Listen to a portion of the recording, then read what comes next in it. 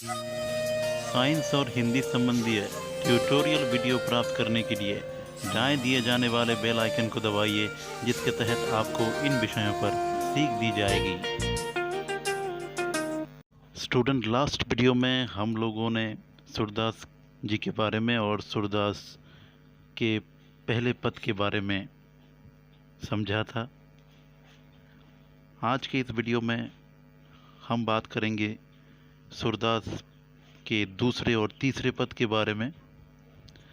दूसरे पद में सूरदास बता रहे हैं कि मन की मन ही माज रही, कहिए जाए कौन पे ओधो, ना ही परत कही, अवधि आधार आसावन की, तन मन बिथा सही, अब इन जोग संदेश नि सुनी सुनी, बिरहनी बिरह दही, चाहती हूँती गुहारी जिथी ते, उत्थे दार वही, सूरदास अब धीर धर ही क्यों, मर्यादा ना लही, हमारे हरि हारिल की लकड़ी, मन क्रम बचन नंद नंदन उर, ये दिर कड़ी ककरी, जागत सोबत स्वप्न दिवस, निसी काना काना जकरी, सुनत जोक लागत है ऐसो, जो करुई ककरी, सु तो व्याधि हमको ले आए, देखी सुनी न करी, यूं तो सुर तिन्ही ले सौंपो, जिनके मन चक्री। दूसरे पद के माध्यम से हमें ये ज्ञात होता है कि गोपियाँ उद्भव से अपनी पीड़ा बताते हुए कह रही हैं कि श्री कृष्ण के गोकुल छोड़ कर चले जाने के उपरांत उनके मन में स्थित कृष्ण के प्रति प्रेम भावना मन में ही रह गई है। वे सिर्फ इसी आशा से अपने तन मन की पीड़ा को सह रही थीं कि जब कृष्ण वापस लौटेंगे तो वे अपने प्रेम को कृष्ण के समक्ष व्यक्त करेंगी और कृष्ण के प्रेम की भागीदारी बनेंगी। परंतु जब उन्हें कृष्ण का योग संदेश मिला, जिसमें उन्हें पता चला कि वे अब लौट कर नहीं आएंगे, तो इस संदेश को सुनकर गोपियाँ टूट सी गई और उनकी विरह की व्यथा और बढ़ गई। तात्पर्य यह है कि विरह व्यथित गोपियाँ कृष्ण के मित्र औधों को उलाहना देती हुई कहती हैं, औधो हमारे मन की प्रेम भावना मन में ही रह गई है, हमें कृष्ण से प्रेम नहीं मिला और ना ही उनके अभाव में हम अपनी भावना व्यक्त कर सकीं। अब तुम ही बताओ, हम अपनी ये व्यथा किसे जाकर कहें? प्रेम की पीड़ा को कहा भी तो नहीं जा सकता। हम अब तक कृष्ण के आने की अवधि को अपने प्राणों का आधार बनाई हुई थी। इसी आशा से हम तन और मन की व्यथा को सह रही थी, परंतु अब तुम्हारे द्वारा दिए गए इस योग संदेश को सुन सुन हमारी विरह व्यथा और अधिक भड़क उठी है। हम विरह की ज्वाला में जली जा रही हैं। हमारा दुर्भाग्य देखो, हम जिधर से अपनी रक्षा के लिए सहारा चाह रही थीं, उधर से ही योग साधना की धारा बही चली आ रही है। अर्थात हम चाह रही थीं कि कृष्ण हमसे आकर मिलेंगे और हमारी प्रेम भावना संतुष्ट होगी, परंतु उन्होंने तो उल्टे हमारे लिए योग मार्ग का सिद्धांत भेज दिया, जो हमें सदा सदा के लिए कृष्ण से दूर करना चाहता है। सूरदास गोपियों के माध्यम से कह रहे हैं, अब तो कृष्ण ने सारी लोक मर्यादाएं तज दी है। उन्होंने हमारा प्रेम निभाने की बजाय हमें धोखा दिया है। भला हम धैर्य कैसे धारण करें? स्टूडेंट, अगर हम दूसरे पद की ओर ध्यान देंगे तो हमें पता चलेगा कि दूसरा पद जो है बहुत ही ज़्यादा इम्पोर्टेंट है, क्योंकि इस पद के द्वारा हमें यहाँ पर गोपियों के विरह व्यथित मन के बारे में पता चल रहा है।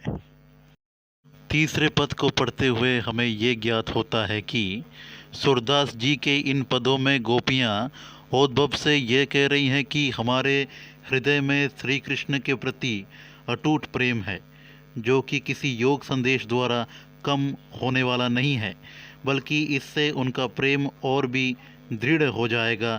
गोपियाँ उद्भव से कह रही हैं कि जिस तरह हारिल, जो कि एक प्रकार की पक्षी है, अपने पंजों में लकड़ी को बड़ी ही दृढ़ता से पकड़ी रहती है, उसे कहीं भी गिरने नहीं देती, उसी प्रकार हमने भगवान हरि को अपने हृदय के प्रेम रूपी पंजों से बड़ी ही दृढ़ता से पकड़ा हुआ है। हमारे मन में दिन रात केवल हरि ही बसते हैं, यहाँ तक कि हम सपने में भी हरि का नाम रटते रहते हैं, और इसी वजह से हमें तुम्हारा यह योग संदेश किसी कड़वी ककड़ी की तरह लग रही है। हमारे ऊपर तुम्हारे इस संदेश का कुछ असर होने वाला नहीं है, इसलिए हमें इस योग संदेश की कोई आवश्यकता नहीं है। फिर आगे गोपियाँ कहती हैं कि तुम यह संदेश उन्हें सुनाओ जिनका मन पूरी तरह से कृष्ण के भक्ति में डूबा नहीं, और शायद ये संदेश सुनकर विचलित हो जाएंगे, पर हमारे ऊपर तुम्हारे इस संदेश का कोई असर नहीं पड़ने वाला है। तात्पर्य यह है कि गोपियाँ ओदो को कहती हैं कि हे ओदो, हमारे लिए हरि हारिल के पंजों में थामी हुई लकड़ी के समान है। जिस प्रकार हारिल पक्षी लकड़ी को किसी हाल में नहीं छोड़ती, उसी भांति हम भी कृष्ण को दृढ़ता से थामे हुए हैं। हमने मन से, कर्म से, वचनों से कृष्ण को हृदय में दृढ़ता से बसाया हुआ है। हम जागते, सोते, रात दिन, यहाँ तक कि सपने में भी कन्हैया कन्हैया नाम की रट लगाए रहती हैं। हम जब तुम्हारे मुंह से योग साधना की बात सुनती हैं तो हमें तुम्हारा यह संदेश कड़वी ककरी के समान कड़वा और अरुचिकर लगता है। तुम तो हमारे लिए ऐसी बीमारी ले आए हो जो हमने न तो कभी देखी, न सुनी और न कभी इसका व्यवहार करके देखा।